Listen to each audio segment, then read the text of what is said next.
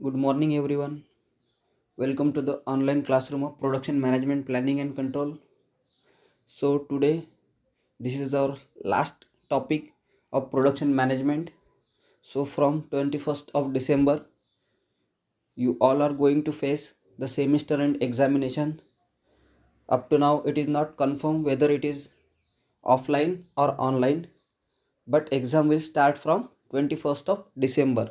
Okay, so today we will see the last topic from the course production management, and the topic is work study. So up to now we studied the basic information of work study and the work measurement. So today we will see how to calculate the or how to measure the work or how to calculate the standard time. Okay, so first of all, time study is also called as work measurement. It is essential for both planning and control of operation. तर time स्टडीलाच काय म्हटलं जातं, work measurement. आणि ते कशासाठी महत्त्वाचं असतं, for planning as well as for controlling any operations.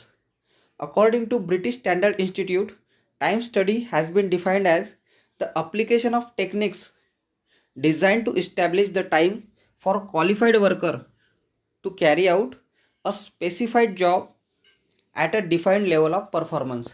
म्हणजेच टाईम स्टडी म्हणजे काय असतं, टाईम स्टडीमध्ये असतं अप्लिकेशन ऑफ टेक्निक. म्हणजे ज्या काही टेक्निक एखादा जॉब परफॉर्म करण्यासाठी वापरल्या जातात, तर त्या टेक्निकचं अप्लिकेशन करणं आणि ज्या वेळेमध्ये ते काम पूर्ण होतं तर त्या वेळेमध्ये ते काम पूर्ण करणं, त्याच्याच अभ्यासाला काय म्हणलं जातं, टाईम स्टडी किंवा work measurement. Okay, then the next topic is steps in making time study. Time study करताना कोणत्या कोणत्या स्टेप्स फॉलो करावं लागतात किंवा टाईम स्टडी कॅल्क्युलेट करताना कोणत्या कोणत्या स्टेप्स फॉलो करावं लागतात.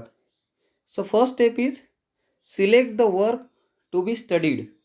म्हणजे आपल्याला कोणत्या जॉबचा स्टडी करायचा आहे किंवा कोणत्या वर्कचा स्टडी करायचा आहे, तर ते सुरुवातीला सिलेक्ट करायचं. Then obtain and record the information available about the job, the operator and the working condition likely to affect the time study work. त्यानंतर आपल्याला माहिती पडलं की एक वेळ आपल्याला कोणत्या वर्कचा किंवा कोणत्या जॉबचा टाईम स्टडी करायचा आहे, त्यानंतर त्या वर्कविषयी किंवा त्या जॉबविषयी आपल्याला माहिती करून घ्यावं लागणार की तो वर्क परफॉर्म करणारा वर्कर आहे, त्या वर्करची इफिशियन्सी किती आहे, तो जॉब परफॉर्म करण्यासाठी नॉर्मली किती वेळ लागतो, आणि तो जॉब करताना तिथल्या इन्व्हायरमेंटल कंडिशन किंवा ज्या काही कंडिशन्स आहेत, आउटर कंडिशन्स, त्या कशा आहेत. ह्या सर्व गोष्टींचा डेटा आपल्याकडे लागणार जर आपल्याला टाईम स्टडी करायची आहे. Then the next step is break down the work operation into elements. म्हणजेच जे काही ऑपरेशन्स तो जॉब परफॉर्म करताना केले जाणार, तर त्यांना आपल्याला वेगवेगळ्या एलिमेंट्समध्ये डिवाईड करायचं आहे. Okay, and the last step is measure the time by means of stopwatch taken by the operator to perform each element of the operation. म्हणजेच ज्या एलिमेंट्समध्ये आपण त्या जॉबला डिवाईड केलेला आहे, तर त्या प्रत्येक एलिमेंटला पूर्ण होण्यासाठी किती वेळ लागणार हे आपल्याला कशामध्ये कॅल्क्युलेट करावं लागणार, स्टॉपवॉचद्वारे कॅल्क्युलेट करावं लागणार. ओके, तर ह्या झाल्या steps. Then the next step is at the same time assess the operator's effective speed of work. म्हणजेच जेव्हा तो जॉब पर्टिक्युलरली तो वर्कर परफॉर्म करत आहे, तर त्या वर्करची स्पीड किती राहणार किंवा त्याची इफिशियन्सी किती आहे, त्या वर्करची कार्यक्षमता किती आहे, हे आपल्याला लक्षात घ्यावे लागणार.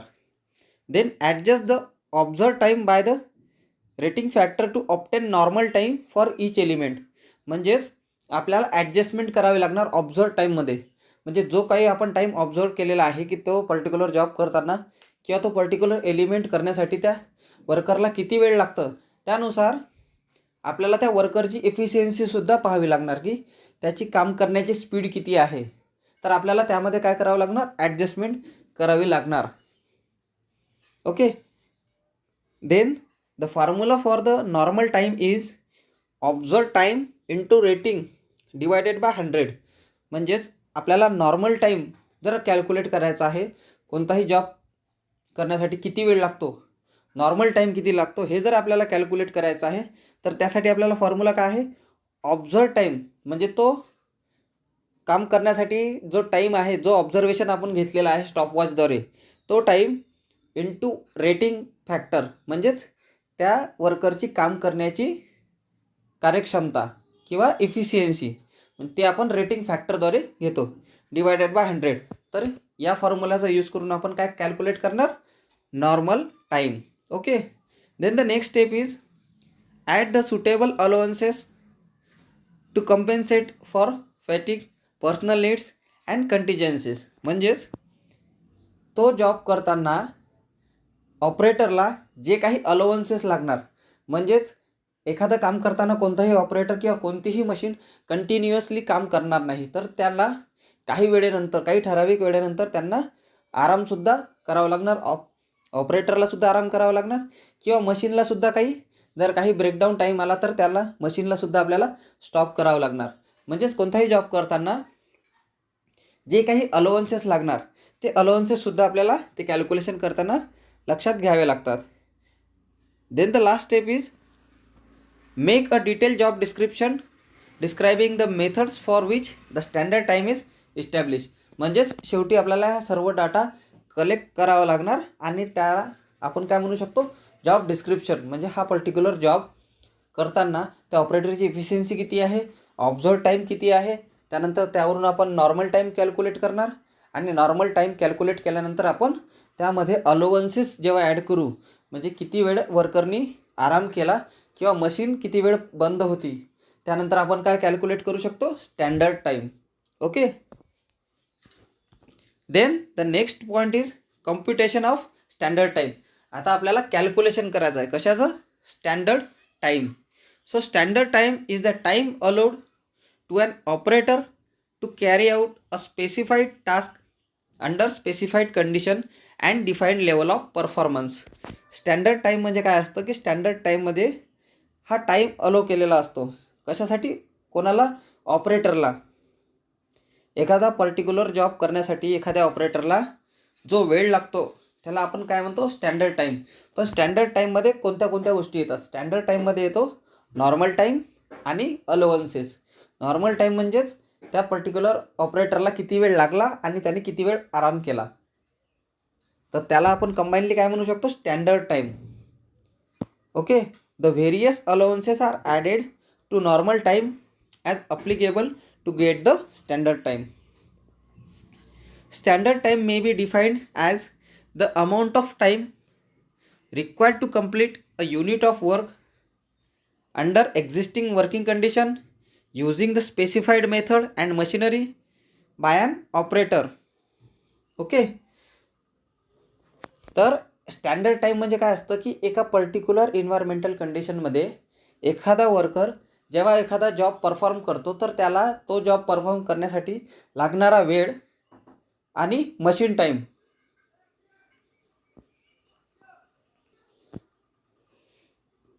ओके. सो त्याला आपण काय म्हणतो, स्टँडर्ड टाईम. तर स्टँडर्ड टाईममध्ये आपण पाहिलं की स्टँडर्ड टाईममध्ये कोणते दोन महत्त्वाचे पॉईंट येतात, नॉर्मल टाईम आणि allowances.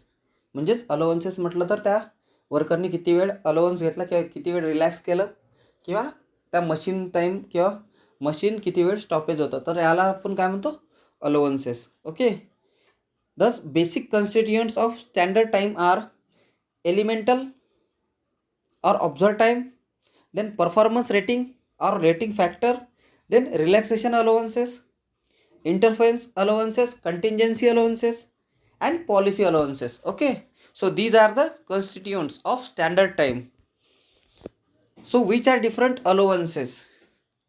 The normal time for an operation does not contain any allowances for the worker. म्हणजेच एखादा जॉब करताना किंवा एखादा काम करत आहे तर तो काम करताना नॉर्मल टाईम किती लागतो, जेव्हा आपण नॉर्मल टाईम कॅल्क्युलेट करतो तर नॉर्मल टाईममध्ये आपण अलाउन्सेस कन्सिडर करत नाही. ओके.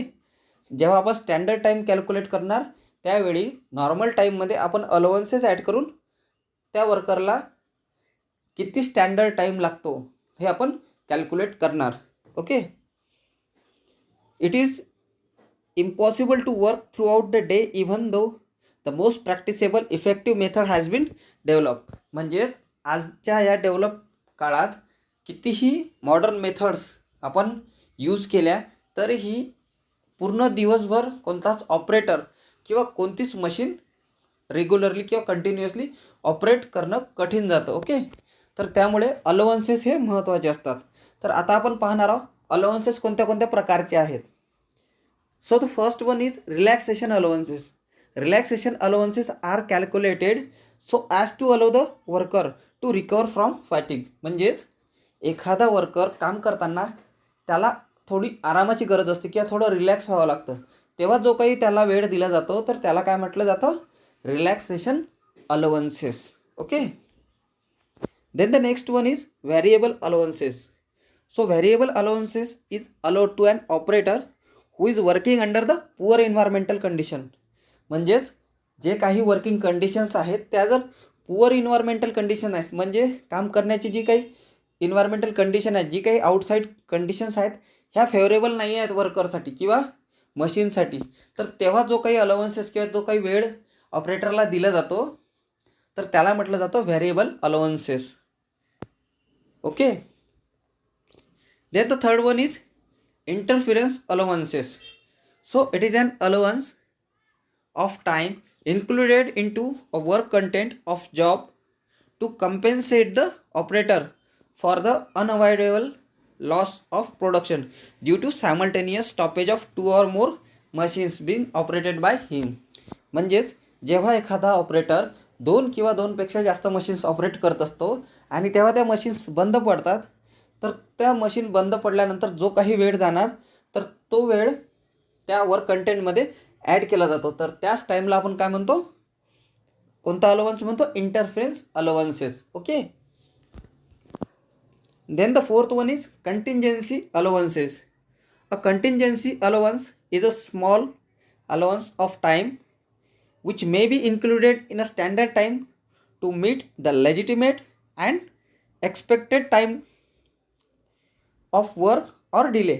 म्हणजेच स्टँडर्ड टाईममध्ये जेव्हा आपल्याला ॲडजस्टमेंट करायची असतं तर एखादा जॉब आहे तो जर वेळेच्या आत कंप्लीट होत असेल किंवा त्याला थोडासा उशीर होत असेल तर तेव्हा जो काही अलाउन्स दिला जातो तर त्याला काय म्हटलं जातं, कंटिंजन्सी अलाउन्सेस. ओके. म्हणजेच एखादं उदाहरण जर द्यायचं झालं, एखादा जॉब सुरू आहे आणि जॉब सुरू असताना जर पॉवर फेलियर झाला तर त्या कामाला नक्कीच डिले होणार. तर डिले झाल्यानंतर तो जो काही डिले होणार तो जो वेळ आहे तो वेळ नंतर त्या वर्क कंटेंटमध्ये ॲड केला जातो. तर आपण त्याला काय म्हणतो, contingency allowances. Okay. Then the last one is policy allowance. So policy allowance are not a genuine part of time study and it should be used with outmost care and only in clearly defined circumstances. म्हणजेच policy allowances हा time स्टडीचा actual किंवा genuine part नाही आहे, but त्याचा अभ्यास महत्त्वाचा यासाठी आहे कारण ज्या काही पॉलिसी त्या पर्टिक्युलर इंडस्ट्रीने किंवा इंडस्ट्रियल ॲक्टनुसार दिलेल्या आहे तर त्यानुसार त्या पर्टिक्युलर वर्करला एका दिवसाचे 8 आवर, एका शिफ्टमध्ये कोणताही वर्कर 8 घंटे काम करतो किंवा 8 आवर्स काम करतो. तर 8 आवर्स काम करताना त्याला त्या 8 आवर्सनुसारच त्याचं वेज ॲग्रीमेंट असतं. म्हणजेच त्याला जो काही वेज दिला जातो किंवा जो काही पर डे त्याला रोज दिला जातो तर तो त्याच्या कामानुसार दिला जातो. तर त्यानुसार पॉलिसी अलाउन्सेस असतात. म्हणजे त्या वर्करला खूप जास्त वेळ आराम दिला जाऊ शकत नाही, हे नियमानुसार असतं. ओके. तर त्याला आपण काय म्हणतो, policy allowances. The usual reason for making the policy allowance is to line up the standard time with requirement of wage agreement between employers and the trade unions. Okay. तर हे झाले अलाउन्सेस, म्हणजे काम करताना दिला जाणारा वेळ. Then the calculation of standard time and efficiency of operator. तर आता आपण पाहणार आहोत की ॲक्च्युअल कॅल्क्युलेशन कसं केलं जातं. इथे मी 2 उदाहरण दिलेले आहेत तुम्हाला आणि ते 2 उदाहरण सॉल्वसुद्धा करून दिलेले आहेत. तर तुम्हाला प्रॅक्टिकलमध्ये हे महत्त्वाचे राहणार. Okay. So calculation of standard time. So first of all, formula for calculation of normal time. So normal time is calculated as observed time into rating factor or rating percentage divided by 100. Then from that normal time we can calculate the standard time by adding the allowances in the normal time. Okay, तर हा झाला formula standard time calculate करण्यासाठी. त्यानंतर आपल्याला पाहायचं आहे standard time calculate करायचा आहे जेव्हा एखाद्या एक्झाम्पलमध्ये आपल्याला एखादा प्रोडक्ट तयार होण्यासाठी किती वेळ लागतो, त्या प्रोडक्टचे किती पीसेस तयार केले जातात, हे जेव्हा आपल्याला गिवन असतं तेव्हा आपल्याला स्टँडर्ड टाइम कसा कॅल्क्युलेट केला जाऊ शकतो. So standard time is equal to setup time plus time per piece into number of pieces produce. म्हणजेच एखादा, तुम्हाला एक उदाहरण देतो, जसं एखादा मिल्क प्रोसेसिंग प्लांट आहे आणि मिल्क प्रोसेसिंग प्लांटमध्ये मिल्क पॅकेजिंग सुरू आहे. ओके, तर त्या मिल्क पॅकेजिंग मशीनला सेटअप टाईम किती लागणार, देन टाईम पर पीस म्हणजे एक पॅकेट पॅकेजिंग व्हायला किती वेळ लागतो, and number of pieces produce म्हणजे त्या वेळात किती प्रोडक्ट पॅक झालेले आहेत किंवा किती मिल्क पाऊच पॅक झालेले आहेत. तर असं जर काही डेटा दिलेला असेल तेव्हा स्टँडर्ड टाईम कॅल्क्युलेट करायचा असेल तर हा फॉर्म्युला वापरला जातो. And the last one is efficiency of operator. Efficiency कशी कॅल्क्युलेट केली जाणार, standard time into 100 divided by actual time. Okay, तर आता आपण डायरेक्टली उदाहरण पाहूया म्हणजे तुम्हाला ह्या गोष्टी लवकर लक्षात येणार. Okay, so first problem. So concentrate on the problem and then try to solve. Assuming that the total observed time for an operations of assembling an electric switch. आता हे इलेक्ट्रिक स्विचचे एक्झाम्पल आहे, आपण त्या जागी मिल्क पाऊच सुद्धा म्हणू शकतो किंवा कोणताही ॲग्रिकल्चर प्रोडक्ट घेऊ शकतो. Okay, is 1 minute. If the rating is 120%, find normal time if an allowance is 10% is allowed to an operation determine the standard time. म्हणजेच या प्रॉब्लेममध्ये असं म्हटलेलं आहे की जो टोटल ऑब्झर्व टाईम आहे कशासाठी, इलेक्ट्रिक स्विच तयार करण्यासाठी. म्हणजे आपण इथे आता उदाहरण इलेक्ट्रिक स्विचचं दिलेलं आहे, आपण इथे दुसरंसुद्धा उदाहरण घेऊ शकतो, कोणताही ॲग्रिकल्चर प्रोडक्ट. म्हणजे कोणताही एखादा प्रोडक्ट आहे तर तो प्रोडक्ट तयार करताना जो टोटल ऑब्झर्व टाईम आहे, ओके,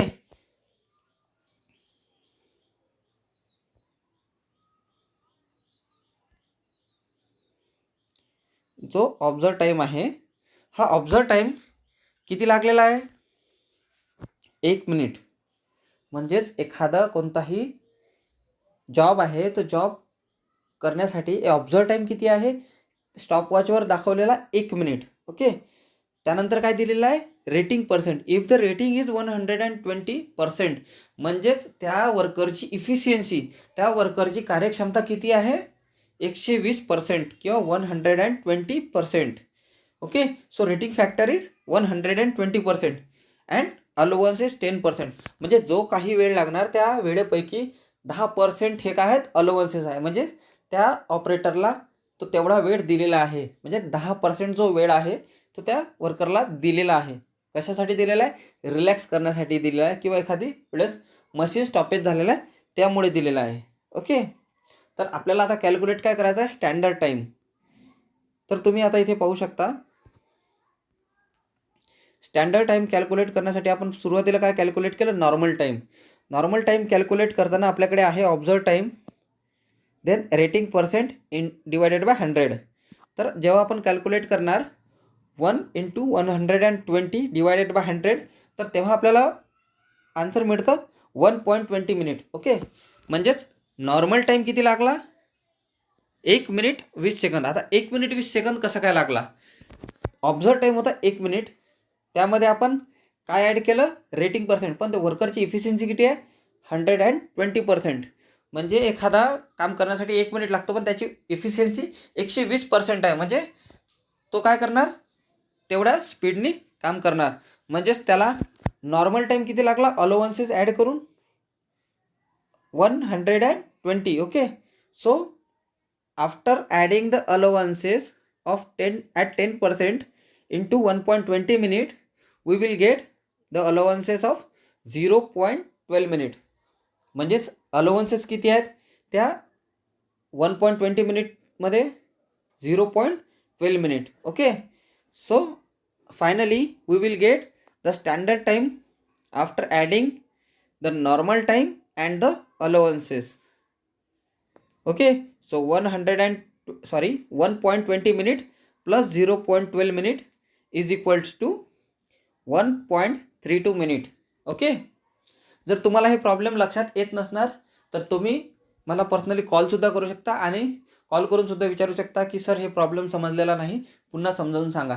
कारण ऑनलाईनमध्ये कधी कधी तुमच्या लक्षात येणार नाही लवकर, पण तुम्ही नक्की मला कॉल करू शकता, मी पुन्हा हे प्रॉब्लेम तुम्हाला समजावून सांगणार. Okay, so this problem is about standard time. आपण स्टँडर्ड टाईम कॅल्क्युलेट केला. एका ऑपरेटरला कोणताही एक जॉब करण्यासाठी जो ऑब्झर्व टाईम आहे हा 1 मिनिट आहे. ओके, लक्षात घ्या, 1 मिनिट त्याला ऑब्झर्वेशन आहे की 1 मिनिट त्याला तो काम करायला लागतो. त्यानंतर तो 1 मिनिट आणि त्याला 10% अलाउन्सेस दिलेले आहेत. म्हणजे तो जो काही वेळ आहे त्या वेळेपैकी 10% काय आहे, अलाउन्सेस आहे.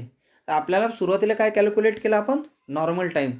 नॉर्मल टाईममध्ये आपण काय केलं, observe time into rating percent.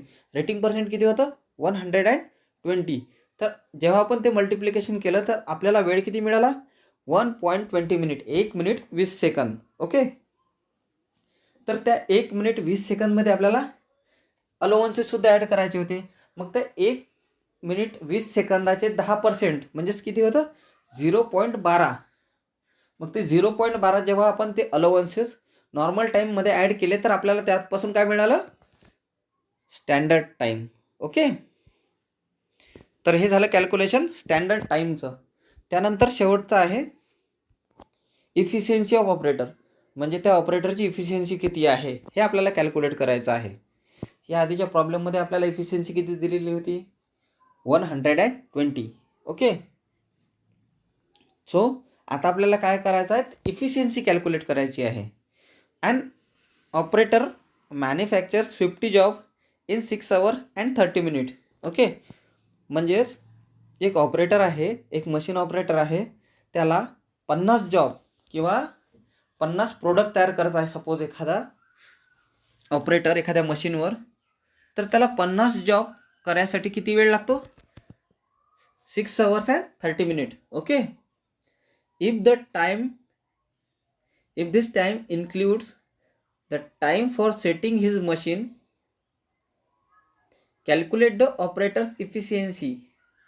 Standard time allowed for the job was, म्हणजे स्टँडर्ड टाईम किती आहे अलॉट केलेला, आपल्याला सेटिंग टाईम दिलेला आहे. मशीन सेट करण्यासाठी किती वेळ लागला, 35 minute. And production time per piece 50 pieces किंवा 50 जॉब्स आहेत, तर 50 जॉबसाठी एका जॉबसाठी किती वेळ लागलेला आहे, 8 मिनिट लागतं. ओके, त्याला कंप्लीट ऑब्झर्व टाईम किती दिलेला आहे, 6 hours and 30 minutes. आपल्याला काय कॅल्क्युलेट करायचं सांगितलं की इफिशियन्सी किती आहे. ओके, म्हणजे आपल्याला माहिती आहे की ते मशीन सेट करण्यासाठी 35 मिनिट लागले, 50 पैकी एक पीस तयार होण्यासाठी 8 मिनिट लागतात, आणि तो पूर्ण काम करण्यासाठी जो ऑब्झर्व टाईम आहे हा आहे 6 hours and 30 minutes. म्हणजेच आपल्याला आता कॅल्क्युलेट करायचं की त्या ऑपरेटरची इफिशियन्सी किती होती, म्हणजे त्यांनी किती कार्यक्षमतेने काम केलेलं आहे. ओके, तर आपण सुरुवातीला आपल्याला गिव्हन लिहून घ्यावं लागणार की आपल्याकडे काय काय डेटा आहे, सेटिंग टाईम आहे, त्यानंतर प्रोडक्शन टाईम पर पीस आहे, आणि आपल्याकडे आहे ऑब्झर्व टाईम. ओके, तर स्टँडर्ड टाईम सुरुवातीला आपल्याला कॅल्क्युलेट करण्यासाठी काय फॉर्म्युला आहे, सेटअप टाईम किती आहे, 35 minute. Okay, 35 minute. Then time per piece is 8 minute per piece, तर आपण तो सुद्धा घेतला, into number of pieces produce. किती पीसेस प्रोड्यूस झाले, 50. तर याचं कॅल्क्युलेशन केल्यानंतर आपल्याला आन्सर काय मिळणार, 435 मिनिट. म्हणजे स्टँडर्ड टाईम 50 ते जॉब पूर्ण करण्यासाठी स्टँडर्ड टाईम किती लागतो, 435 मिनिट. म्हणजेच आपण जर त्याला कन्वर्ट केलं अवर्समध्ये तर 7 hours and 15 minutes. म्हणजेच ते 50 जॉब पूर्ण करण्यासाठी जो स्टँडर्ड टाईम लागतो हे किती लागणार, 7 घंटे आणि 15 मिनिट. ऑब्झर्व टाईम किती होता? ऑब्झर्व टाईम होता 6 घंटे आणि 30 मिनिट. बट ते काम पूर्ण करण्यासाठी स्टँडर्ड टाईम किती लागला? 7 घंटे आणि 15 मिनिट. कारण त्यामध्ये अलाउन्सेससुद्धा ॲड झाले. त्यानंतर त्यामध्ये मशीनला सेट करण्यासाठी किती वेळ लागला हे सुद्धा झाला ॲड. तर त्यानुसार आपल्याला स्टँडर्ड टाईम मिळाला 7 hours and 50 minutes. So now we can calculate the efficiency of operator. आता आपल्याला काय कॅल्क्युलेट करावं लागणार? इफिशियन्सी कॅल्क्युलेट करायची आहे. तर त्यासाठी फॉर्म्युला काय आहे? Standard time into 100 divided by actual time. तर स्टँडर्ड टाईम आपण किती कॅल्क्युलेट केलेला आहे? 435 मिनिट इंटू 100 डिवायडेड बाय 390. आता हे 390 कुठून आलेले आहेत? जो ऑब्झर्व टाईम आहे किंवा जो ॲक्च्युअल टाईम आहे हा किती आहे? 6 hours and 30 minutes. 6 hours and 30 minutes म्हणजे टोटल मिनिट किती होतात? 390. Okay. So after calculating this, we will get the efficiency of operator, which is 111.5%. तर त्या ऑपरेटरची इफिशियन्सी किती आहे? काम करण्याची कार्यक्षमता किती आहे? 111.5%. ओके. तर आज आपण पाहिलं की स्टँडर्ड टाईम कशाला म्हणतात, नॉर्मल टाईम कशाला म्हणतात, ऑब्झर्व टाईम कशाला म्हणतात आणि ते कसं कॅल्क्युलेट केलं जातं. तर आपण स्टँडर्ड टाईम कॅल्क्युलेट केला आणि त्यानंतर इफिशियन्सीसुद्धा कॅल्क्युलेट केली. तुम्हाला फक्त काही गोष्टी लक्षात ठेवावं लागणार की आपण कोणताही एखादा जॉब किंवा कोणतंही एखादा वर्क करतो तेव्हा जो काही ऑब्झर्व टाईम असतो, ओके, तर त्या ऑब्झर्व टाईममध्ये आपल्याला नॉर्मल टाईम म्हणजेच आपण तो ऑब्झर्व टाईम आणि त्या वर्करची काम करण्याची कार्यक्षमता जेव्हा याचं मल्टिप्लिकेशन करतो ऑब्झर्व टाईम आणि त्या ऑपरेटरची कार्यक्षमता, तर आपल्याला काय भेटतं? Normal time. आणि आपल्याला एक वेळा नॉर्मल टाईम मिळाला तर नॉर्मल टाईमवरून आपण स्टँडर्ड टाईम कॅल्क्युलेट करू शकतो. आणि स्टँडर्ड टाईम जर आपल्याकडे असेल तर स्टँडर्ड टाईमवरून आपण इफिशियन्सी कॅल्क्युलेट करू शकतो. Okay. So these 2 problems are important for your practical also. जर हे प्रॉब्लेम तुम्हाला लक्षात आलेले नसणार तर नक्कीच तुम्ही मला कॉल करा किंवा मॅसेज करा की सर हे प्रॉब्लेम समजलेले नाहीत, मी तुम्हाला पुन्हा हे प्रॉब्लेम समजावून सांगणार. ओके. तर अशा प्रकारे आपण आता प्रोडक्शन मॅनेजमेंटचा सिलेबस इथे संपलेला आहे आणि प्रॅक्टिकलसुद्धा तुम्हाला जे काही 1-2 प्रॅक्टिकल राहिलेले आहेत मी तुम्हाला लिहिण्यासाठी देणारच आहो, कारण हे सुद्धा एक प्रॅक्टिकलचा महत्त्वाचा भाग आहे. Okay. So thank you and thank you for joining the session.